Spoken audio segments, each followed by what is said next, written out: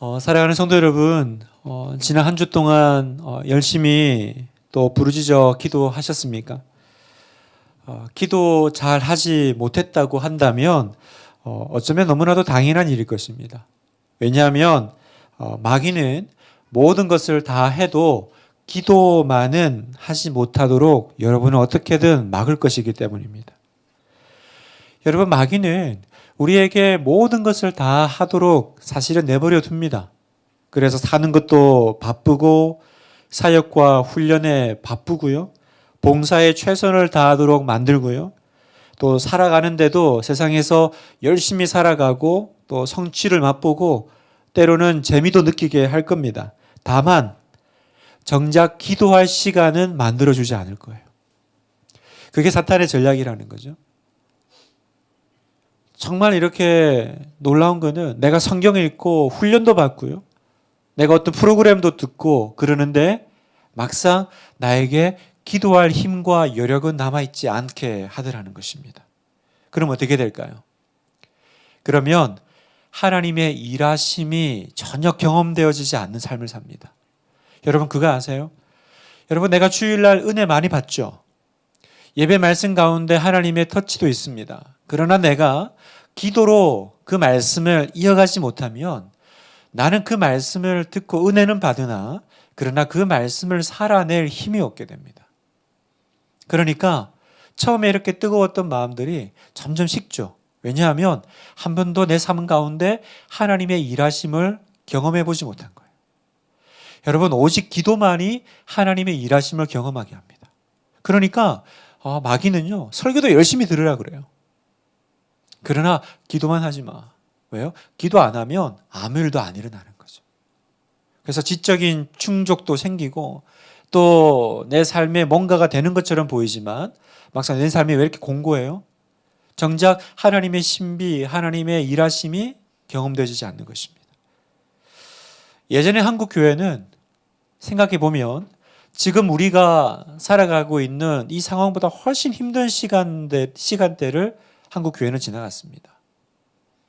우리가 힘들다 그래도 그 옛날 우리 교회만큼 힘들었을까요? 그 전쟁의 직후에 또 참 여기에 교회 나오신 분들 하나같이 다 어렵고 못 살고 아팠던 분들 다 가난했습니다. 그죠? 그런데 그 시절에는요, 그 모든 어려움들을 기도로 돌파한 간증들이 다 하나씩 있었습니다. 교회는 어느 때보다 가난하고 막막했지만 오히려 기도하고 기뻐하고 찬송하고 또 뜨겁게 헌신하는 교회였습니다. 그게 뭘까요? 다 기도의 힘이죠. 기도의 힘이에요. 사랑하는 성도 여러분, 우리 분당 하나교회가 다시 기도하기를 원해요. 우리가 고난 앞에서 다시 기도의 불을 일으키기를 원합니다. 그래서 오늘 밤에 하나님 앞에서 또다시 내가 기도하리라 결단하는 밤 되시기를 축복합니다. 여러분에게 하나님이 주시는 기도의 체험들이 있어야 됩니다. 그거 외에는 답이 없어요. 그거 외에는 답이 없습니다. 하나님이 주시는 그 경험들이 있으셔야 돼요. 내가 하나님을 만난 시간들이 여러분 삶 가운데 있으셔야 됩니다. 마가복음 9장 28절 29절 말씀을 한번 볼까요? 같이 한번 읽겠습니다. 시작. 집에 들어가심에 제자들이 조용히 묻자오되 우리는 어찌하여 능히 그 귀신을 쫓아내지 못하였나이까?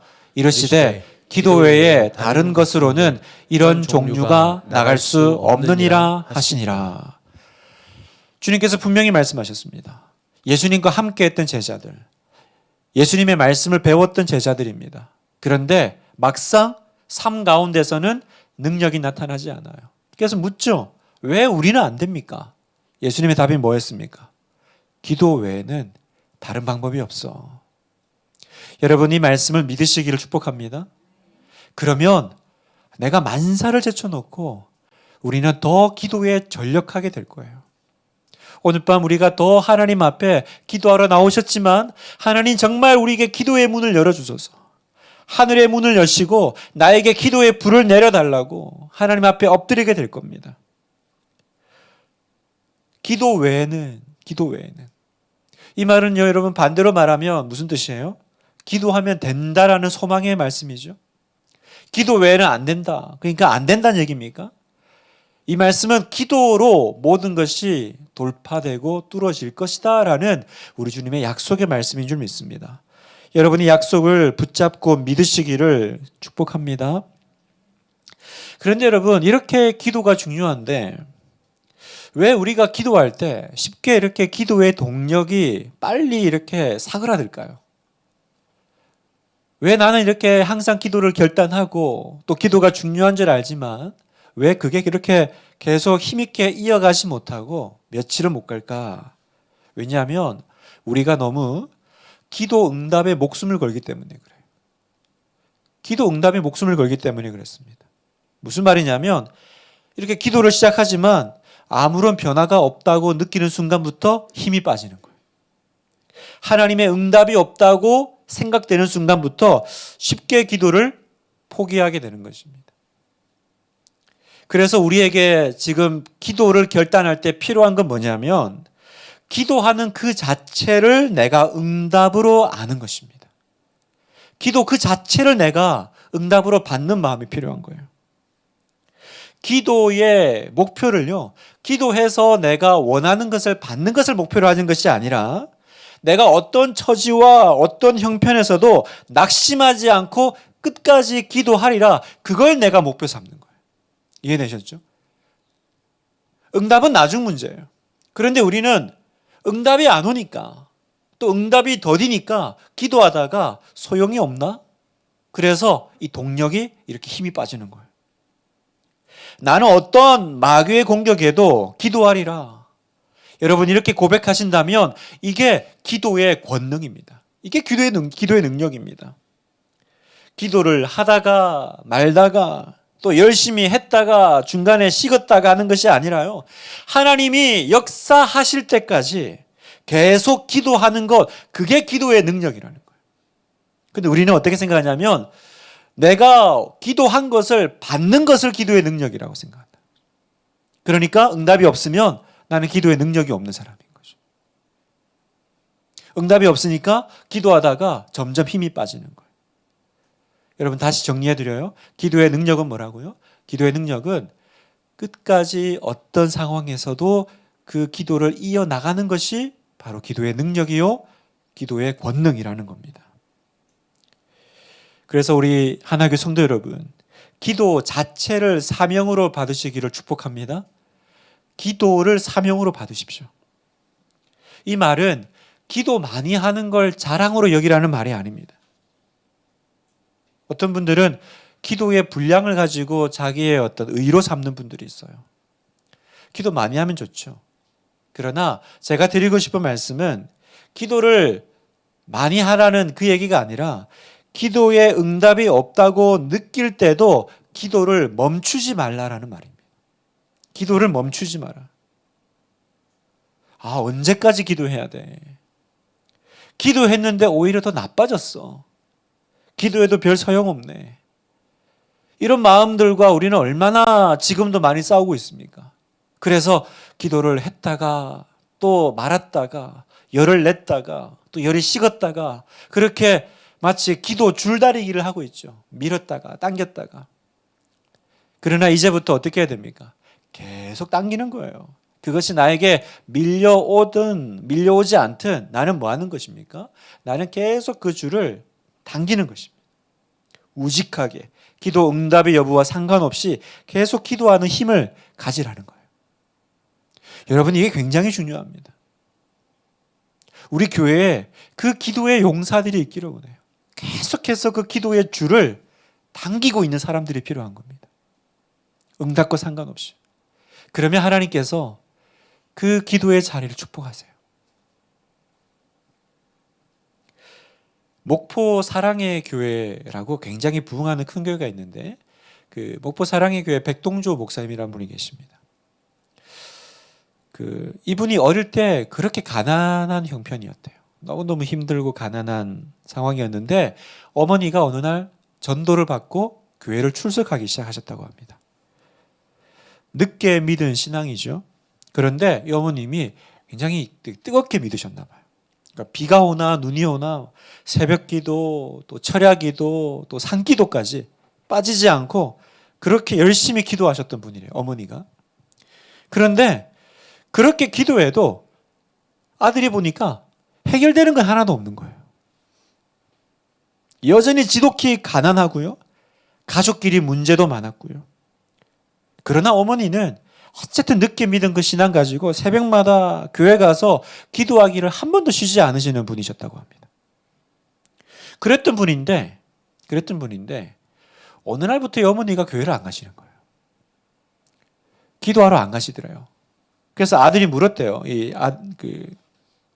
아들 목사님이 어릴 때니까. 엄마 왜 교회 안 가요? 이렇게 물었대요. 그랬더니 엄마가 나 이제 집에서 기도하기로 했어. 그러더니 방에 들어가서 대성통곡을 하고 우시더래요. 그러면서 이제 방에서 기도를 하는데 그 기도 내용을 들어보니까 이렇게 기도하시더래요. 하나님, 저 더 이상 교회 가서 기도 안 할랍니다. 어떤 집사가 기도해도 별 끝도 없다고 말합니다. 제가 봐도 그렇습니다. 하나님, 저를 보면 누가 기도하고 싶겠습니까? 이제 남 부끄러워서 기도도 못 하겠습니다. 그러면서 막 울면서 방에서 저렇게 기도를 하고 있더라는 겁니다. 알고 보니까 교회에서 마음 상하는 소리를 좀 들으셨던 것 같아요. 저렇게 기도하는데 뭐 별로 달라지는 것도 없고 소용도 없다. 뒤에서 누가 이렇게 쑥덕거리는 말을 이제 들으시고는 그게 너무 마음이 이제 속상하셨던 거예요. 그래서 나 이제 교회 안 갈란다. 그냥 집에서 그냥 예배 드리고 기도할란다. 그렇게 하셨대요. 그러더니 어머니가 일주일 만에 다시 주섬주섬 성경을 이렇게 챙기시더니 교회를 가시더래요. 집에서는 기도가 안 된다면서 다시 교회 가야겠다. 그 목사님 어머니요, 평생을 열심히 기도하셨지만 돌아가실 때까지 여전히 많은 문제들 가운데 기도 응답 못 받으셨다고 해요. 그런데 그 기도가 언제 이루어졌냐? 그 아들 목사님의 삶과 목회 가운데 그 기도의 열매들이 맺히기 시작하더라는 거예요. 그 목사님의 그 능력 있는 그 말씀과 그 교회에서의 그 모든 것들은 평생을 기도했지만 응답받지 못했던 그 어머님의 기도가 그 목사님의 삶 가운데 이루어졌던 거죠. 여러분, 우리 주변에는 이런 이야기들이 너무 많죠. 분당 우리 교회 이찬수 목사님도 그렇지 않습니까? 이찬수 목사님 아버님이 그 40일 금식 기도하다가 돌아가셨죠. 그게 얼마나 어려운 얘기입니까? 목사님이 정말 이렇게 은혜를 구하며 기도했으면 지켜주셔야지 금식 기도를 하다가 그렇게 돌아가셨으니까. 그러나 우리가 알다시피 이찬수 목사님이 항상 고백이 뭐예요? 본인의 모든 사역의 열매는 그 아버지의 기도, 그 아버님의 그 자기가 누리지 못한 그 모든 그 신앙의 유산을 그 아들이 누리고 계신다라는 그 고백 아니었습니까? 성도 여러분, 기도를 포기하지 마십시오. 기도를 멈추지 마십시오. 기도는 사라지지 않고 우리 가운데 계속 흘러 내려가고 있음을 믿습니다. 오늘 우리가 하나님, 나에게 기도의 능력을 달라고 기도하십시오. 하나님, 저에게 기도의 능력을 주십시오. 그런데 오늘 우리가 구할 기도의 능력은 기도가 응답되지 않아도 상황이 더 어려워지더라도 계속 기도할 수 있는 힘이다라는 걸 기억하십시오. 기도의 능력이 뭐라고요? 계속 기도하는 거예요. 이게 기도의 능력입니다. 여러분이 이걸 구하십시오. 하나님, 저에게 계속 기도할 수 있는 기도의 능력을 주십시오. 우리는 이런 사람을 이끌어서 기도의 용사라고 부를 것입니다. 기도의 용사죠. 하나님께서 그 사람을 주목하시기 시작합니다. 하나님께서 그 기도가 쌓여갈 때 하나님이 때가 되면 그 기도를 찾아 사용하실 거예요. 찾아 쓰실 거예요. 여러분에게 제가 그 방학 추천 도서로 읽으라고 드렸던 책이 있죠. 기도는 사라지지 않는다. 그 최상훈 목사님의 책도 보면 똑같은 말씀을 하시죠. 우리가 기도를 계속 쌓아가면 기도는 사라지지 않고 언젠가 때가 되면 어떻게 말씀하셔요? 하나님께서 그 기도를 찾아 쓰실 때가 온다는 거예요. 하나님이 기도를 찾아 쓰실 때가 온다. 그때를 위해서 우리는 기도를 쌓아가는 사람들이다. 그래서 여러분, 기도 응답에 너무 목숨 걸지 말고요. 기도 그 자체의 사명을 두시는 기도의 용사, 기도의 사람 여러분 되시기를 정말로 축복합니다. 우리가 그렇게 내가 그 기도 자체의 사명을 두고 엎드리기 시작하면요, 우리에게 주시는 특별한 그 하나님의 선물이 있는데, 그 선물은 뭐냐면 하나님과의 관계가 깊어지기 시작한다는 거예요. 응답과 상관없이 우리가 기도를 계속해 나갈 때 주님과의 관계가 깊어집니다. 성도 여러분, 여러분 가장 친하고 또 친밀한 관계에 있는 분 누구세요? 한번 생각해 보십시오. 여러분이 알고 있는 여러분의 친구나 아는 사람들 중에 여러분이 진짜 속내를 드러내고 언제든지 이렇게 찾아갈 수 있고 또 편하게 만날 수 있는 사람. 그 사람은 어떤 사람일까? 어떤 성격의 어떤 카테고리의 사람이죠? 그 사람은 아마도 아무 목적과 격이 없이 그냥 내가 오랫동안 만나고 이야기한 사람일 거예요. 무슨 일이 있을 때만 찾는 관계. 흔히 말하는 일로 만난 사이는 절대로 깊은 그 내면의 마음을 나누는 관계가 되게 쉽지 않을 겁니다. 설령 내가 일로 만났는데도 그런 관계라고 하면 그건 일로만 만났을 리가 없어요. 반드시 내가 오랫동안 목적 없이, 그죠? 어떤 이익이나 나에게 유익과 계산 없이 내가 그 사람과 교제해왔던 사람이었을 겁니다. 오랫동안 연락도 없다가 어느 날 전화 와가지고 돈 빌려달라는 사람, 얼마 땡겨달라고 하는 사람, 참 이런 사람을 친구라고 할 수 있을까? 그리고는 또 자기 일 끝나면 나타나지 않고 찾지 않고 어려울 때만 연락하는 사람과 우리는 깊은 교제를 나눌 수 있나요? 여러분, 기도하는 건 주님과 대화하는 거죠. 내가 오랫동안 그 기도 자체에 내가 사명을 두고 그 기도를 기뻐하면서 그 기도 안에 머물러 있으면요, 어떤 환경에서도 내가 주님 앞에 기도를 쉬지 않는 기도의 시간을 가지면요, 그 사람에게는 다른 사람은 범접할 수 없는 주님과 깊이 있는 관계를 누리는 아우라가 있어요. 아우라가 있죠. 주님과 그 같이 머물러 있는 그 사람끼리는 냄새도 비슷해지지 않나요? 그래서 부부는 보면, 제가 가끔 보면 부부는 느낌이 비슷해요. 향수를 같이 써서 그런지 몰라도 하여튼 비슷해요. 그 집에 가면 그 집만이 풍기는 그 냄새가 있잖아요. 냄새는 좀 이상하고 향기가 있잖아요. 여러분, 주님 앞에 오래 머물러 있는 사람은 그 주님의 그 영광의 빛 아래 머물러 있기 때문에 그 사람을 가지고 있는 아우라가 있어요. 제 아버지 살아계실 때 가끔 이렇게 몇 번 말씀드린 것 같은데, 명절이나 이렇게 휴가 때 내려가잖아요. 그러면 딱 들어가면 바로 기도를 시켜요, 제 아버지가. 그래서 우리 김 목사가 기도 한번 하자, 그러고 이제 갑자기 들어가자마자 무릎 꿇고 기도를 하죠. 그러면 이제 막 기도를 합니다. 그러면 기도를 딱 듣고 나서는 아버지가 기도 끝나고 나서 김 목사 요즘 기도 안 하네, 이래요. 굉장히 기분이 나빠요. 테스트한 거 아니에요. 이렇게 뭔가 저는 모르지만 제 아버지는 워낙 기도. 그러니까 그 느껴지나 봐요. 기도를 많이 하신 분들이 느낄 수 있는. 그래서 그 다음부터는 내려가면 기도 안 합니다. 김 목사 기도하자 그러면 같은 목사끼리 너무 그러지 말자고. 있죠, 그죠? 주님 앞에 오래 머물러 있는 사람은 주님의 향기가 있어요. 그래서 그 분들은요, 그 주님과의 그 관계 자체가 기도의 기쁨이 되는 거죠. 그리고 그 관계가 깊어지니까 또 더 보고 싶죠. 여러분, 그게 사람의 본능 아닙니까? 마음에 드는 사람, 또 마음 통하는 사람은 계속 만나고 싶고, 있으면 편하고, 일 없지만, 큰 대화 없지만 1시간, 2시간 앉아서 편하게, 그리고 나면 또 마음에 굉장히 또 힘을 얻고 힐링이 되고, 그게 우리의 모든 관계의 본능 아니에요?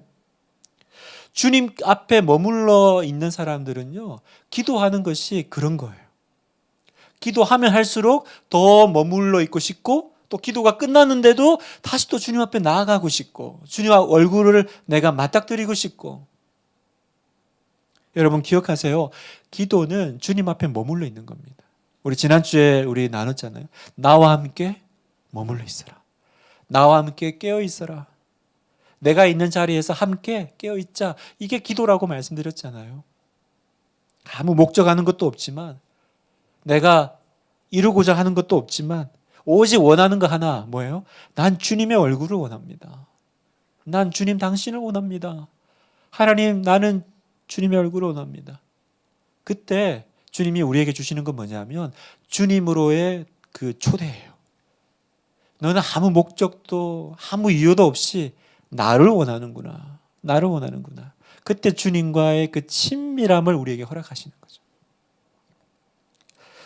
제가 가끔 이렇게 거실의 소파에 앉아 있으면요, 가끔 딸이 그 넓은 자리 놔두고 제 옆에 와서 앉을 때가 있어요. 어떤 때는 제 무릎 위에 와서 앉아요. 자리가 엄청 넓고 많은데 하필 제 무릎 위에 와서 앉아요. 참고로 제 딸은 고등학생입니다. 그래서 제가 막 징그러운 티를 내요. 다 큰 애가 왜 그러냐. 남녀 7세 부동석이야. 이러면서 막 무거운 티 내고 싫은 티 내지만 속으로는 얼마나 고맙고 좋은지 몰라요. 아니, 옆에 자리 텅텅 비어 있는데 엉덩이를 이렇게 이렇게 무릎 위로 이렇게 갖다 대요. 아무 소원 없이 아빠를 찾는 딸이 그렇게 고맙죠. 그러면서 마음속에 그래, 너 내 딸 맞구나. 그런 생각이 들어요. 무슨 말씀이냐면 성도 여러분, 기도가 깊어지잖아요. 하나님 앞에 머물러 있는 시간이 길어지잖아요. 그러면 예수 그리스도 안에서 하나님이 내 아버지 되심이 믿어집니다. 내가 그냥 하나님 아버지 이렇게 부르는 것이 아니라 진짜 하나님이 내 아버지라는 것이 이렇게 확 느껴져요. 그래서 아버지이기 때문에 이제 우리의 기도가 부르짖어 기도할 수 있는 용기가 생겨요. 여러분, 힘들고 어려울 때 여러분 소리내서 부르짖어 기도할 수 있으세요? 이거 쉽지 않습니다. 이건 내가 그냥 소리를 내는 그것이 아니라, 여러분, 내가 부르짖어 소리를 낸다라는 거는 그 사람과 깊은 관계가 돼야지만 내가 소리칠 수 있는 거죠. 소리내서 부르짖어 기도하라 그래도요, 그 관계가 깊어지지 않은 사람은 그 어색하고 낯설어서 옆에 앉아있기도 쉽지가 않아요. 내가 주님 앞에 오랫동안 머물러 있을 때 우리는 하나님이 내 아버지심이 느껴지고, 그때 우리 안에 용기가 생기는데 내가 그분께 부르짖어 기도할 수 있게 됩니다. 성경에 보면 아버지께 부르짖어 기도하라, 부르짖으라 말씀이 나오죠. 명령이 나오죠. 여러분, 이건 사실은 명령이 아니라 허락입니다. 너는 그래도 된다라는 허락이죠. 여러분, 누가 하나님께 소리칠 수 있습니까? 그게 가당키나 해요? 여러분, 이건 허락이죠. 우리가 누군가에게 정말 중요한 부탁을 할 때 여러분 어떻게 부탁하세요? 최대한 공손하게 부탁하지 않으세요? 최대한 부드러운 목소리로 얘기하지 않으세요? 우리 교육자들이 제 담임 목사실에 들어올 때 어떻게 들어올까요? 문을 박차며 이리 오너라 그러면서 오는 사람이 있을까요? 그런데 만약에 그런 사람이 있다면 한 사람밖에 없을 거예요. 누구요? 우리 집 애들이겠죠. 토요일 날 얼마나 바빠요, 제가. 막 이것저것 신방하고 이제 설교 준비하고 있으면 오후에 전화가 옵니다. 여기 찬양 연습 끝났으니까 자기를 집으로 데려다 가져가라는. 엄청 바빠 죽겠는데 빨리 나와서 차 데려가라는 거예요. 그러면 제가 아무 말 없이 열쇠 들고 뛰쳐나갑니다. 그리고 그분들을 태워서. 여러분, 이건 관계죠. 관계죠. 여러분, 우리가 하나님 앞에 마치 아이가 부모님께 떼쓰듯이, 또 무슨 빚쟁이가요, 받을 돈이 있는 사람인 것처럼 그렇게 큰 소리로 구할 수 있는 거, 이거 하나님이 주신 특별한 선물이요, 또 특권인 줄 믿습니다. 하나님이 허락하셨기 때문에 그렇게 할 수 있는 거예요. 여러분, 어떻게 우리가 감히 하나님께 소리를 질러요? 네? 기도하면서 어떻게 소리를 질러요? 주여 삼창을 어떻게 불러요? 그 영화롭고 존귀한 이름을 유대인들은 감히 무서워서 하나님 이름 자체를 부르지도 않았던 그 이름을 우리가 어떻게 불러요? 이건 특권이죠. 너는 하나님께 소리 질러도 된다라고 허락하신 건 줄 믿습니다. 사랑하는 성도 여러분, 우리가 그 놀라운 그 하나님과의 관계 속에 있다는 걸 기억하십시오. 그래서 때론 눈에 보이지 않아서 아무도 없는 공간에서 허공에 대고 말하는 것처럼 느껴질 때도 있고, 기도하다가 문득 또 그런 의심도 들어요. 하나님 혹시 안 계시면 어떡하지? 그런 생각이 들더라도 여러분, 기도를 멈추지 마십시오. 그리고 더 깊은 관계 속에 들어가서 나중에 어떻게 해요? 부르짖으십시오. 하나님께 소리를 지르십시오. 마치 받을 있는 사람같이, 마치 아이가 부모님께 떼쓰듯이. 왜요? 그건 하나님께서 허락하신 특권이니까. 히브리서 11장 6절을 읽겠습니다. 시작. 믿음이 없이는 하나님을 기쁘시게 하지 못하나니 하나님께 나아가는 자는 반드시 그가 계신 것과 또한 그가 자기를 찾는 자들에게 상 주시는 이심을 믿어야 할지니라. 믿음이 없이는 하나님을 기쁘시게 못하나니. 뭐가 하나님을 기쁘시게 해요? 믿음인데 어떤 믿음이요? 여러분, 믿음은 내용이 있어야 되죠. 그냥 믿습니다가 아닙니다. 믿음은 내용이 있어야 되는데 뭐가 어떤 믿음이 하나님을 기쁘시게 합니까? 분명하게 얘기하세요. 첫 번째, 반드시 하나님은 살아 계신다. 그걸 내가 믿을 때 하나님이 기뻐하신대요. 또 두 번째, 뭐 어떤 믿음이 하나님을 기쁘게 합니까? 자기를 찾는 자들에게 상 주시는 이심을 믿어야 한다는 거예요. 얼마나 놀라워요, 여러분. 하나님을 찾는 자에게 상 주신대요. 그러니까 여러분이 마치 받을 거 있는 사람 같이 나아가는 거 하나님이 기뻐하신답니다. 이걸 왜 안 하세요? 이걸 왜 안 하십니까? 기도할 때마다 소망하시고 기대하십시오. 하나님께서 선물 주시겠구나. 왜요? 난 지금 주님을 찾고 있으니까. 하나님을 찾는 자들에게 상 주시는 분이심을 믿을 때 하나님은 기뻐 춤추시는 분이십니다. 하나님은 너무 흐뭇해 하신다는 거예요.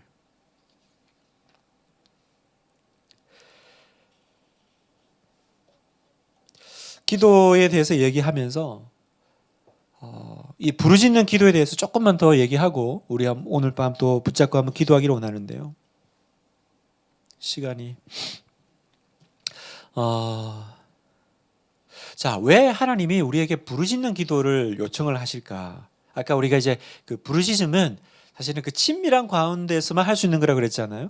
낯설고 어색하면 공손하게 해야지 소리 못 지릅니다.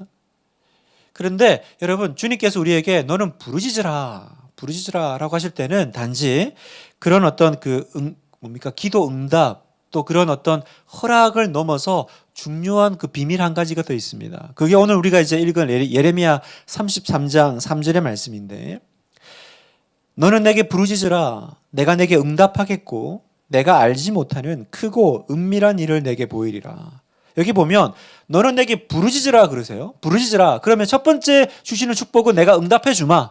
그죠? 너는 내게 부르짖어 기도해도 된다. 내가 답할 거야. 이게 첫 번째인데, 사실은 두 번째 그 부르짖는 기도의 비밀이 있는데, 부르짖는 기도에는 하나님이 뭐라고 말씀하세요? 네가 알지 못하는 크고 은밀한 일을, 비밀한 일을 내가 너에게 보여주마. 누구에게요? 부르짖는 자에게 보여주신다는 거예요. 이게 비밀입니다.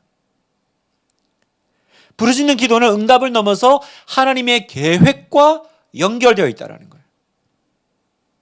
이게 무슨 말이냐면, 여러분, 우리는 관계가 친밀하고, 그죠? 그 사람과 뭐 허물이 없을 때 또 소리 지르기도 하고 뭐 큰 소리 낼 수도 있죠. 그러나 또 하나, 우리 언제 부르짖습니까? 언제 우리는 큰 소리 내냐?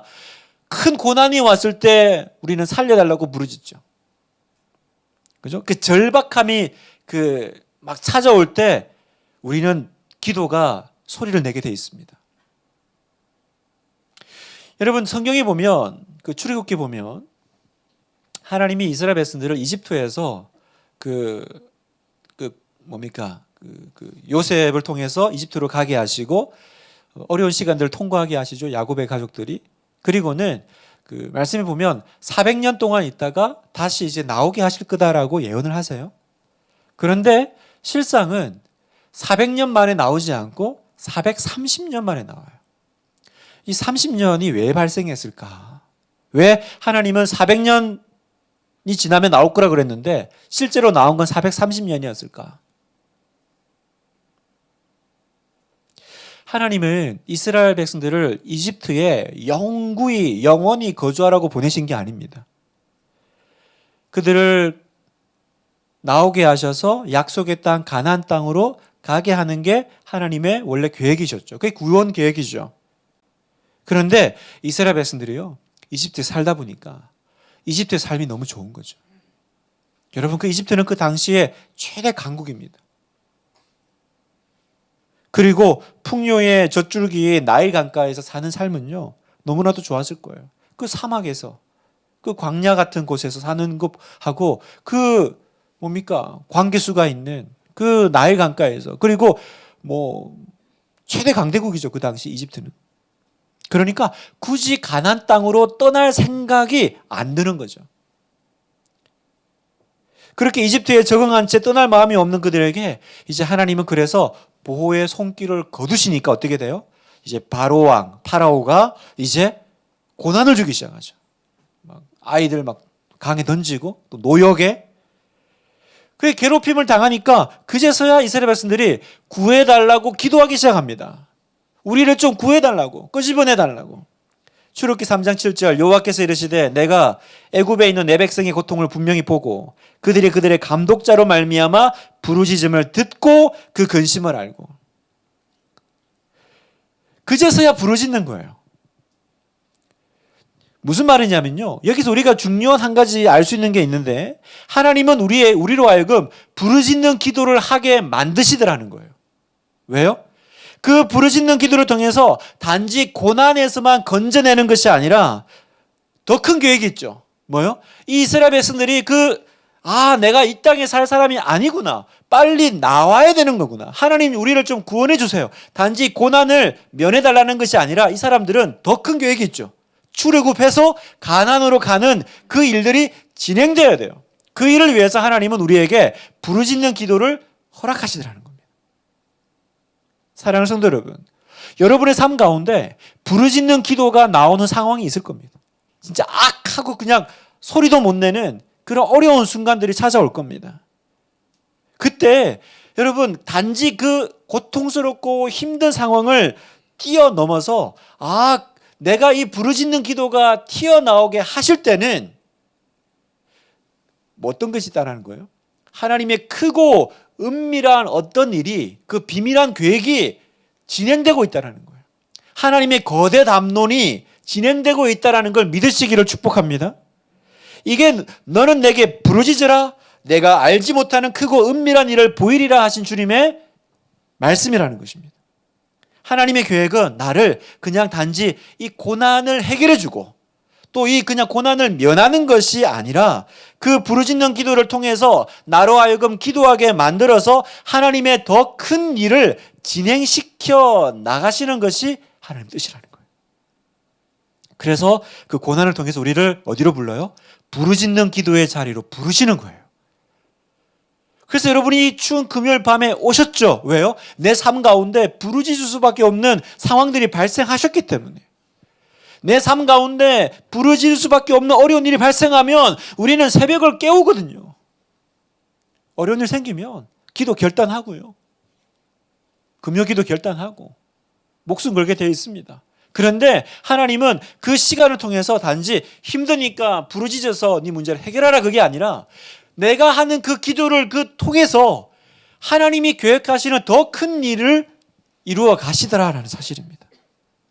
그러니까 여러분, 지금 내가 처해 있는 어려운 상황만 보면 굉장히 내가 딱하고 또 어떤 사람은 굉장히 불쌍하게 여겨질 겁니다. 그러나 진짜 딱한 상황은 뭔지 아세요? 형편에 어려움이 없어서요. 전혀 하나님께 부르짖어 기도할 것이 없는 사람이 진짜 딱한 사람이에요. 왜요? 부르짖어 기도하지 않은 인생과 교회에 하나님이 당신의 크신 일을 보여주지 않으시기 때문입니다. 딱한 건 나한테 기도할 거리가 없는 사람이 딱한 거예요. 오늘도 굳이 내가 왜 저기 기도의 자리에 가서 엎드려야 되는지 이유를 찾기가 어려운 사람들. 그래서 여러분, 교회는, 진짜 살아있는 교회는요, 언제나 그곳에 부르짖는 기도의 소리로 가득 차야 되는 것입니다. 꼭 어려운 일이 생겨야 기도하시겠어요? 평소에 부르짖는 기도를 훈련하십시오. 가정을 위해 부르짖고, 교회를 위해 부르짖고, 하나님 나라와 그 민족을 위해 부르짖어 기도하십시오. 부르짖을 때 기도의 문이 열리는 것을 경험하시게 될 겁니다. 또 부르짖어 기도하면 그 모든 상황을 뛰어넘는 놀라운 하나님의 계획이 여러분의 삶 가운데, 또 우리 교회 가운데 일어날 줄 믿습니다. 우리 교회를, 여러분의 가정을, 여러분의 삶을 부르짖는 기도로 채우십시오.